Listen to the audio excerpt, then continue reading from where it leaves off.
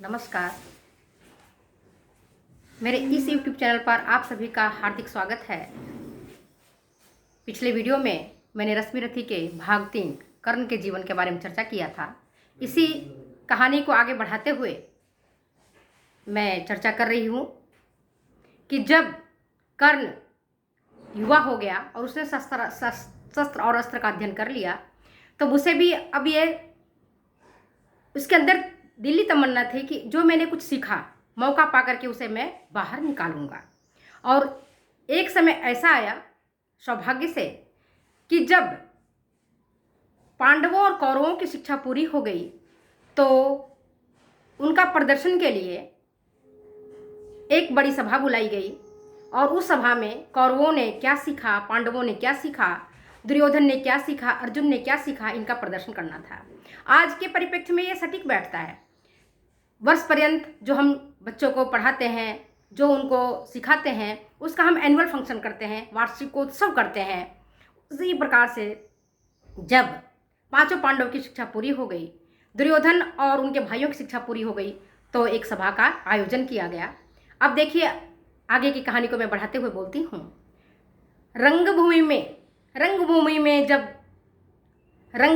में अर्जुन था जब समा अनोखा बांधे, रंगभूमि में अर्जुन था जब समा अनोखा बांधे, बढ़ा भीड़ भीतर से सहसा कर्ण शरासन साधे। रंगभूमि है और उस रंगभूमि में अर्जुन अपने पराक्रमों को दिखला रहा था, अपने धनुर्विद्या का प्रदर्शन कर रहा था।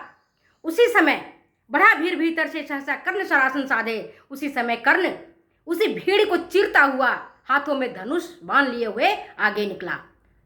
क्या बोला ये सुनिए। कहता हुआ तालियों से क्या रहा गर्व में फूल, अर्जुन तेरा सुयस अभी होता है क्षण में धूल। कर्ण बोलता है कि तालियों की गड़गड़ाहट से क्यों गर्व में फूल रहे हो, क्यों गर्व में आप इतना उत्साहित हो रहे हो।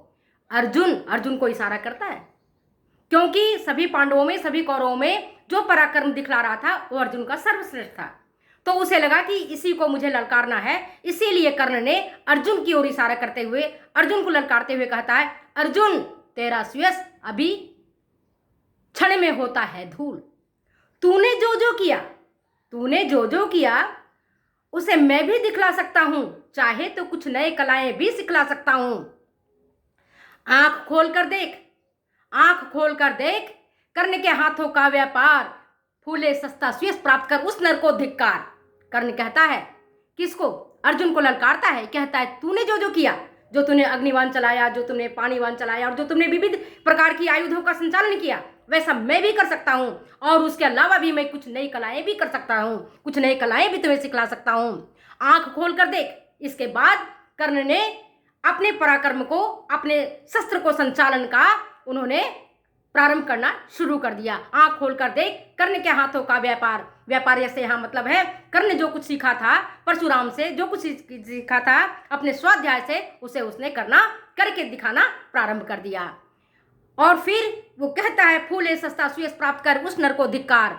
इस प्रकार कह लगा दिखाने, इस प्रकार को ये बातें कह करके कर्ण इस प्रकार कह लगा दिखाने कर्ण कलाएं रन में कौन कौन सी कलाएं होती है, कौन कौन सा युद्ध के समय में कौन से शस्त्रों का संचालन होता है, कैसे धनुर्विद्या का उसने सीखा है, उस चीजों को वो आगे की ओर प्रदर्शन कर रहा है। इस प्रकार कह लगा दिखाने कर्ण कलाएं रन की। सभा स्तब्ध रह गई, पूरी सभा मौन हो चुकी थी, रह गई आंख टंगी जन की। इस प्रकार कह लगा दिखाने कर्ण कलाएं रन की, सभा स्तब्ध रह गई आंख टंगी जन की। मंत्र मुग्ध सा मौन चतुर्दिक जन का पारावार, गूंज रही थी मात्र कर्ण की धनवा की टंकार। अब आप देखिए जब कर्ण ने अपने शस्त्रों का संचालन किया और जब वो प्रदर्शन करने लगा तो सारी सभा स्तब्ध रह गई, सारी सभा चुप हो गई, मौन हो गया। चारों दिशाओं में केवल और केवल कर्ण की धनुष की टंकारी सुनाई पड़ रही थी। और जितने भी लोग थे, धृतराष्ट्र, भीष्म पितामह, द्रोणाचार्य, कृपाचार्य और सभा में जितने भी गणमान्य लोग बैठे हुए थे, राजा महाराजा बैठे थे, सब चुप थे, सब मौन थे, सब खामोश थे और सब टकटकी लगा करके केवल कर्ण की धनुष की टंकार को सुन रहे थे और उसकी कलाओं को देख रहे थे, उसके रथ संचालन को देख रहे थे। उन्होंने युद्ध के लिए कौन कौन सी विद्याएं सीखी थी, उन सब के बारे में देख रहे। तो आप देखते हैं, कर्ण का जीवन संघर्षमय होने के बावजूद कर्ण ने कभी हार नहीं माना और उसने मुहताज किसी का नहीं रहा कि कर्ण को कोई नाम पुकारेगा कि उसमें से कोई युवक है जो अपने विद्या का प्रदर्शन करे।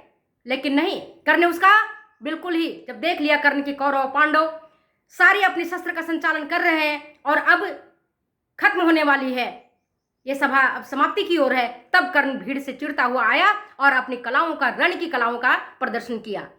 उसी प्रकार से आज के परिप्रेक्ष्य में जिस व्यक्ति के भीतर क्षमता है, ताकत है और जिसमें गुण है, जिसमें विद्या अर्जन की शक्ति है, वह विषम से विषम परिस्थिति में भी गुण को अर्जित करेगा और समाज के सामने अपने आप को लाकर खड़ा करेगा। आप जानते हैं, आज के समय में आप देखते, गरीब से गरीब बच्चा भी आईएएस बनकर के दिखाता है, गरीब से गरीब बालक भी अपने जो उसने ठाना है, चाहे व्यापार के क्षेत्र में हो, चाहे वो आर्मी के क्षेत्र में हो, चाहे वो मैनेजमेंट का क्षेत्र में हो, किसी भी क्षेत्र में अगर वो ठान लेता है तो विघ्न और बाधा किसी भी मामले में उसका आड़े नहीं आती है। इस प्रकार से हम कर्ण की कहानी को यहीं समाप्त करते हैं। अगले वीडियो में मिलेंगे फिर, तब तक के लिए जाने की इजाजत दीजिए। नमस्कार, धन्यवाद, फिर मिलेंगे अगले वीडियो में।